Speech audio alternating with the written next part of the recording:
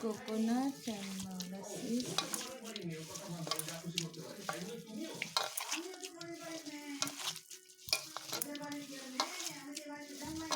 Mix with hand in this way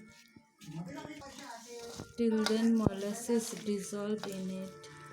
Now mix it in low flame. Cook it in low flame.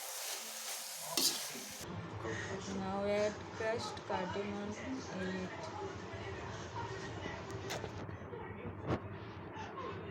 and little bit of camphor in it.